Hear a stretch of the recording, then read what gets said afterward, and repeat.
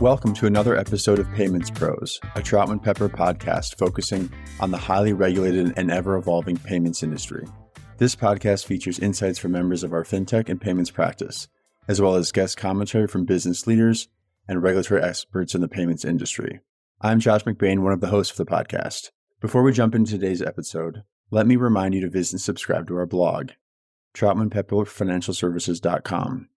And don't forget to check out our other podcasts on troutman.com/podcast.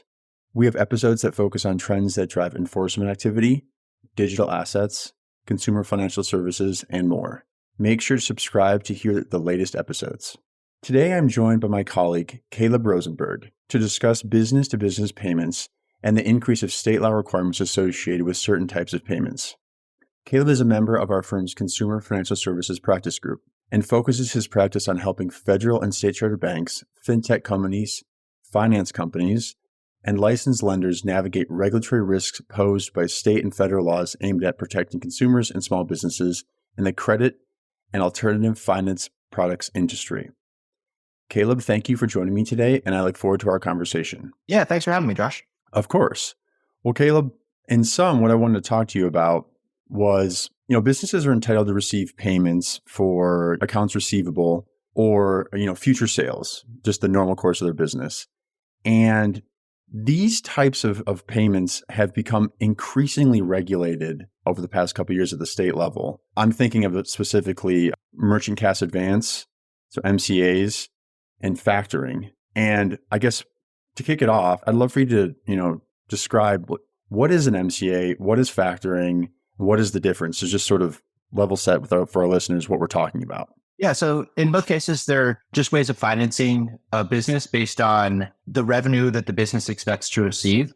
So in the case of factoring, which is kind of the traditional model financing that goes back to Roman era, is if you're owed money from a specific company for services that you've already performed, you can sell that receipt to a financing company, a factor, who buys it at a discount.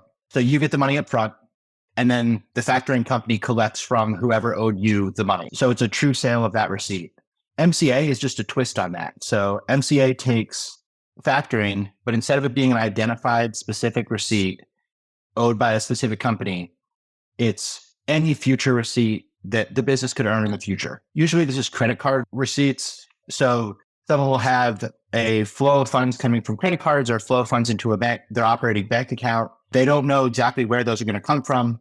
So maybe it's a barber shop and it's everyone who comes in for a haircut over the next few months. The MCA company will purchase a portion of those receipts so that they'll say, we'll buy 10% of your future revenue. And just like a factor, they buy at a discount. And so that MCA concept developed over time as well. And so now there's a variety of different options within MCA too. Interesting. So in sum, you could say factoring addresses payments that are already owed, sort of past tense. MCA are payments that may be owed in the future to a business. Is that fair summary? MCA is a sale of future receivables. So, and factoring is a sale of already owed receipts. Thanks, Caleb. And recently, as you know, we've seen a lot of activity at the state level in this space. Before we get into sort of what that is and what that regulation, sort of entails, what changed in the marketplace that sort of spurred all this state level legislation and laws that have been passed? Has there been a shift? What's changed in this marketplace? Yeah, so about 5 or 6 years ago, Bloomberg did a series of articles on the MCA industry and a variety of bad practices that were taking place there. And that caused legislatures, especially in New York, but also in California, to really hone in on the issues and try to protect businesses from some of the bad acts that were happening in that space. And it also got some attention from Congress at the federal level, but only proposed bills. And so after a number of hearings, California took action first and passed a disclosure law. New York then took action after that, passing a disclosure law. And a number of other states have followed: Utah, Florida, Georgia, Virginia, and Connecticut. And so this has really become kind of the consumerization of small business finance. The protections are frequently what we'd see in consumer transactions, but without price caps. So it's disclosure issues dealing with broker and broker behavior. And because there are so many differences in the types of transaction in the commercial space, it can get very, very complicated very quickly. That's interesting, Caleb, that you said it's sort of the consumerization of commercial finance. And based on, I think how some of these state law disclosures appear, or these state legislatures want them to appear, that's a very appropriate comparison. However, what's interesting is, would you describe factoring and MCAs as credit or not?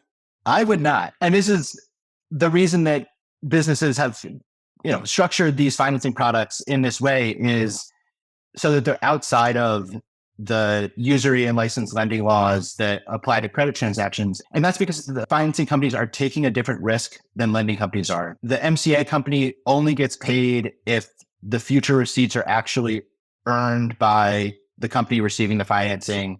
A factor only gets paid if that third party actually pays the invoice.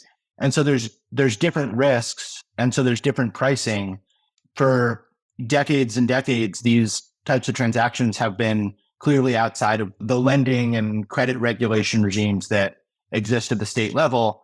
The CFPB has taken issue with that approach, both in the rulemaking for 1071 and on the consumer side for ISAs. So there is risk that these could be recharacterized either on a one-off basis or kind of categorically by a regulator. Yeah. And I mean, it's very appropriate. Again, the consumerization of commercial finance is an appropriate comparison, but it's funny to me, and I think it is to you as well, that although we're describing it that way, these products that we're talking about, today are not traditionally credit products, but yet these states have looked to and been informed by, consumer credit regulation when they draft these bills and they've passed this legislation. I mean, would you agree, based on, I know you're familiar with the disclosures, would you agree that's a fair summary? Yeah, absolutely. And it's difficult to make some of the disclosures because of that. So a number of states required APR disclosure in these transactions, where the main idea behind the transactions is that the person who owes payments doesn't owe them on a fixed schedule. They owe them only as the income is earned, which could be, a week from now or a month from now. And so calculating quote unquote interest rate, or an APR, when the term is unknown and is deliberately variable, isn't only very difficult, but it's also can be deceiving to the person who's getting the financing, because the main advantage that the customer gets is this flexibility. And if you give a certain number that says this is what the equivalent interest rate would be if you paid within exactly a month, that is deceptive to the small business that's getting the financing, because it might not take a month to pay. It might take 3 months or 5 months without that person being in default. And so it can be very frustrating for financing companies. Yeah. And sort of playing on that, what also I would imagine is frustrating for finance companies is the variability between these states, because they don't all mirror each other, correct? Yeah, that's absolutely correct. Just going on the APR example, California and New York do require an APR disclosure, while Utah, Florida, and Georgia do not. There's plenty of other variations too. So Connecticut, Virginia only apply to sales-based finance, like these MCA type products that we're talking about, while California, New York, Florida, and Georgia apply more broadly to many types of commercial financing. So even within states, like California applies to finance leases, which are leases where there's a nominal purchase price at the end, but not to quote unquote true leases. And so it's just a bit of a mess, and you need to navigate it for every different type of transaction to make sure you know what it applies to as you're going into it on the front end. Yeah, not to mention, to add on to that complexity, various exemptions and exclusions based on entity type, Yes. loan type, loan size, Loan amount. Financing amount. Yep, what have you.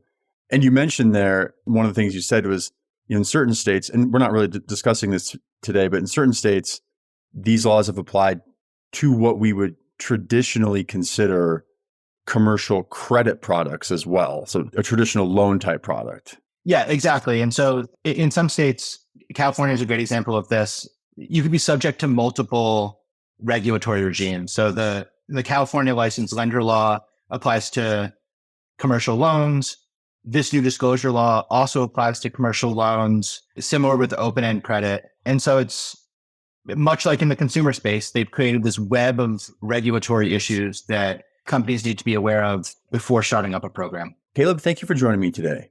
And thank you to our audience for listening to today's episode. Don't forget to visit our blog, troutmanpepperfinancialservices.com, and subscribe so you can get the latest updates.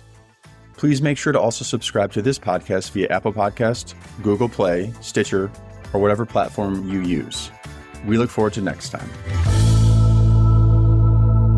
Copyright Troutman Pepper Hamilton Sanders, LLP. These recorded materials are designed for educational purposes only. This podcast is not legal advice and does not create an attorney-client relationship. The views and opinions expressed in this podcast are solely those of the individual participants. Troutman Pepper does not make any representations or warranties, express or implied, regarding the contents of this podcast. Information on previous case results does not guarantee a similar future result. Users of this podcast may save and use the podcast only for personal or other non-commercial educational purposes. No other use, including without limitation, reproduction, retransmission, or editing of this podcast may be made without the prior written permission of Troutman Pepper. If you have any questions, please contact us at troutman.com.